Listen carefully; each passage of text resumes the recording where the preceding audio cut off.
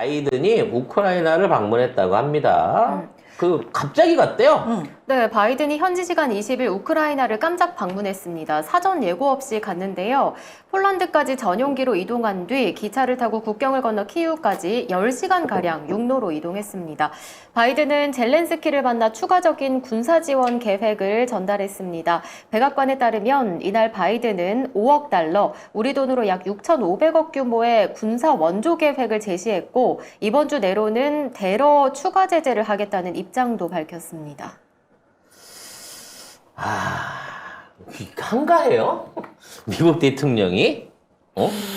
지금 미국 경제가 뭐 한이 어쩌니 뭐 고용 지표가 난리 어쩌니 이 난리를 치고 있는 상황에서 아무한테도 안 알리고 10시간 넘는 열정에 기차까지 타가면서 여기를 가갖고 기껏 5억 달러 준다는 얘기하고 왔단 말이야? 네, 이게 왜 갔을 것 같아요? 왜 갔어요, 근데? 그러게. 내가 보기엔 제 개인적인 생각입니다. 네, 사실적 시가 아니라 지금 우크라이나가 모든 전선에서 패퇴하고 있어요. 근데 우리 오늘도 봤습니다만 우리 연합뉴스나 서방 미디어를 보면 러시아군 탱크 500대가 어떻게 됐냐느니 부대원 연대 병력이 몰살을 했나니 그러면서 전 전선에서 이기고 있다고 난리를 치고 있거든요. 근데 실제 그렇게 이기고 있으면 왜 젤렌스키가 무기 구걸을 하러 여기저기로 떠다니겠습니까? 솔직히 저 개인적인 건 젤렌스키 여기 있다라고 좌표 찍어주기 위해서 가는 거예요. 왜냐면 이 새끼가 무기 구걸한다고 유럽을 전체를 돌아다니기 때문에 어디 붙어 있는지 잘 모르거든. 그러니까 가갖고 저기서 만나면서 나 얘 여기 있는 거 확인해줬다? 그러고 가는 거죠. 와, 무섭네. 그러면 이제 임박했다는 거지. 어머. 5억 달러가 얼마인지 모르겠습니다만 5억 달러로 해줄 수 있는 게 미국이 해줄 수 있는 게 얼마나 됩니까, 솔직히. 5억 달러 해봐야 5천억 정도 넘는 수준이잖아요? 그거 포탄 10만 발 가격도 안 돼요. 6,400억? 지금 아직도 계속해서 공방전이 벌어지고 포격 공방전이 벌어지고 있어요. 그 얘기는 뭐냐면 육상군이 투입되기 전에 서로 상대방 기반 시설을 또는 방어 진지를 무너뜨리기 위해서 지금도 계속 포격전이 이루어지고 있는 상황이라는 겁니다. 접경 지역에서. 네. 러시아가 매일 2만 발 이상의 포격을 날리고 있고 우크라이나는 6,000발, 5,000발, 4,000발 이렇게 계속해서 대응할 수 있는 수준이 떨어지고 있어요. 병력들도 모질하고 이렇게 되다 보니까 군사기도 떨어지고 지금 우크라이나 안에서도 분위기가 안 좋거든. 근데 미국 입장에서는 여기서 이렇게 우크라이나가 포기하기를 원치 않는 거야. 그래서 젤렌스키를 여기다 데려다 놓고 네. 이렇게 안아주면서 힘내. 너는 할 수 있어. 너는 더 버틸 수 있을 거야. 라고 얘기해주고 젤렌스키 거기 있더라. 어려운데 찾아서 막 다른 데 뒤지지 말고 지금 빨리 키예프로 가. 키이우로 가. 이러고 표적 찍어준 게 아닌가 나는 개인적으로 생각을 합니다. 네. 원래 이게 평화협정 남기고 나면 협상에서 유리한 고지를 점령하기 위해서 우리 옛날에 고지전이라 그랬잖아요. 아침만 되면 주인이 바뀌는 고지전. 요런 것들을 하거든요. 주요 핵심 도시들이나 이 거점 지역을 확보하기 위해서. 앞으로 그러한 신속한 형태의 러시아의 우크라이나에 대한 침입이 있지 않을까라는 생각이 들고요. 또 하나. 두 번째는 폴란드를 들떴다는 점. 왜냐면 폴란드가 서부 우크라이나에 대한 욕심이 좀 있어요. 이 기회에 우크라이나의 군사 지원 내지는 어떠한 형태로든지 경제 지원을 해주면서 우크라이나 땅 일부 내지는 서우크라이나 전체에 대한 일단 군사적 점유 요런 것들을 우크라이나군이 더 이상 이제 재생할 수 있는 나머지 여력이 없게 됐을 때 그런 걸 하려고 하는 의욕을 갖고 있는데 거기에 대해서 미국이 폴란드하고 어떠한 태도를 취할 것인가 아마 그거를 상의하기 위한 게 또 하나의 목적이 아니었을까 싶어요. 즉 지금 있는 상황에서 미국은 직접적인 군사 지원을 빼고 뒤로 후방으로 물러나 있는 상태에서 터키 때문에 제대로 된 이유의 우크라이나 지원이 안 되고 있는 상황이라 지금 만일 한다 그러면 사실상 폴란드와 우크라이나 연합군의 독전이 될 가능성이 높거든요, 러시아하고. 그러면 엄청난 피해가 생길 수도 있고 이게 어느 여파로 갈 수 있을지 모르기 때문에 거기에 대한 어떤 준비 상황 내지는 폴란드와의 각오를 들어보기 위한 게 아닐까 싶어요. 폴란드는 정통적인 미국의 최고의 우방이거든요. 미국하고 지금 굉장히 밀착되어 있는 친미 국가고 뭐 주한미군을 비롯해갖고 군사 지원이라든지 가스 지원 같은 것들을 우선 받고 있는 게 폴란드라는 거죠. 결국 폴란드를 거쳐서 우크라이나를 만났다는 거는 바이든이 이 전쟁이 단기간에 끝나고 협상이 이루어지기를 원치 않는 게 아닌가. 그게 아니면 이 나이든 할아버지가 무리해서 이러한 일정을 짤 이유가 없지 않는가라는 생각을 해봅니다. 애초에는 이제 폴란드만 가고 우크라이나 갈 거냐는 질문에도 no라고 했거든요. 이렇게 갑작스럽게 간 거잖아요. 몇 시간에 걸쳐서.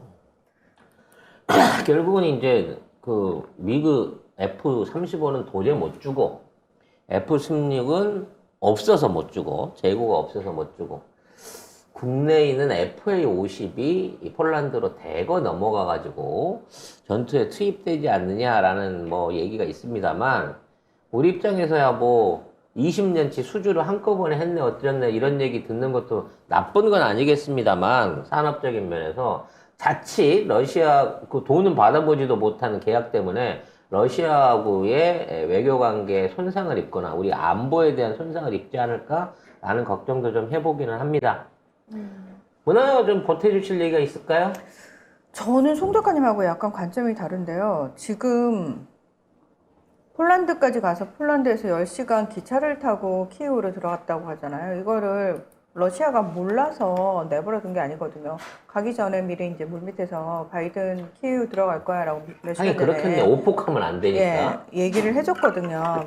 몇 시간 전에 얘기를 해줬다는 얘기는 뭐냐면 미국하고 러시아가 서로 지금 계속해서 물밑에서 이런저런 얘기가 오가고 있는 상황이거든요. 상황이고 제가 봤을 때는 지금 유럽 국가들의 불만이 턱까지 찼어요. 더 이상 줄 수 없는 상황이고 주기도 싫고 짜증이 나고 마크롱 입장에서도 저기 우크라이나가 러시아 치는 건 용서치 않겠다라는 식으로 얘기까지 할 정도면 무슨 얘기냐면 전쟁을 지금 끝내야 된다라는 얘기가 빗발치고 있고 미국 내 군산업체들도 지금 24시간을 공장을 풀가동해도 다 못 될 정도로 엄청나게 수익을 벌들을 다 벌었어요. 그렇기 때문에 더 이상 이 전쟁을 끌고 가는 게 전 세계적으로 별로 유리하지 않은 시점이 왔는데 자 그러면 이제 러시아하고 미국하고 끝낼까? 근데 이제 젤렌스키 입장에서 잠깐만 나 아직 충분히 뭔가를 못했는데?